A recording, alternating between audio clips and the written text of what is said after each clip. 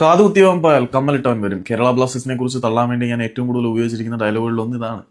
സംഭവം കേരള ബ്ലാസ്റ്റേഴ്സിൽ നിന്ന് ഒരാൾ പോയി കഴിഞ്ഞാൽ അതിനെക്കാട്ടി മികച്ച ഒരു റീപ്ലേസ്മെന്റ് നമുക്ക് കിട്ടും എന്നൊക്കെ ഉള്ളതാണ് നമ്മളുടെ പ്രതീക്ഷ. നമ്മളെല്ലാവരും കാലങ്ങളായിട്ട് വെച്ച് പുലർത്തുന്ന ഒരു സ്വപ്നം അത് തന്നെയാണ്. പക്ഷേ യഥാർത്ഥത്തിൽ വരുമോ?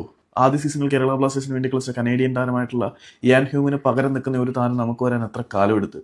പിന്നെ സ്ട്രൈക്കിംഗ് സോണിൽ നമുക്ക് വേണ്ടി ഗോളുകൾ അടിച്ചു കൂട്ടിയ ബർത്തലോമി ഓങ്ബച്ചയ്ക്ക് പകരക്കാരൻ വരാൻ എത്ര കാലമെടുത്ത്? ചിലതിനൊന്നും പകരം കണ്ടെത്തുക എന്ന് പറഞ്ഞാൽ അത്ര എളുപ്പമുള്ള കാര്യമല്ല. ചിലത് ഒരിക്കലും നടക്കത്തില്ല. കുറെ കാലങ്ങൾക്ക് മുമ്പ് നമ്മൾ റാക്കിബ് എന്ന് പറയുന്ന ലെഫ്റ്റ് ബാക്ക് മുംബൈ സിറ്റിയിലേക്ക് പോയപ്പം നമുക്ക് ലെഫ്റ്റ് ബാക്കിലേക്ക് ഒരുപാട് ഓപ്ഷനുകളുണ്ട്.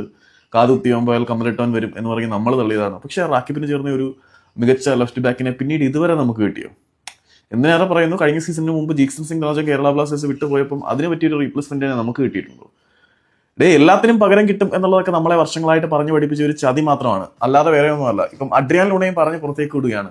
അതിന് ചേർന്ന് ലൂണയെ പോലെ ഹൃദയവും ആത്മാവും കയ്യിലെടുത്ത് വെച്ച് കേരള ബ്ലാസ്റ്റേഴ്സിന് വേണ്ടി തന്റെ ശരീരത്തിലെ അവസാനത്തെ തരി ഊർജ്ജ കണിക പോലും രക്തത്തുള്ളിയിലെ വിയർപ്പായി പുറത്തേക്ക് തള്ളിക്കളയുന്ന അഡ്രിയാൻ ലൂണയെ പോലെ ഒരു റീപ്ലേസ്മെന്റ് നമുക്ക് കിട്ടും, പകരക്കാരൻ വരും എന്ന് നിങ്ങൾ വിശ്വസിക്കുന്നുണ്ടോ? ഇനി വന്നാൽ തന്നെ അതിന് എത്ര കാലം എടുക്കൂടെ?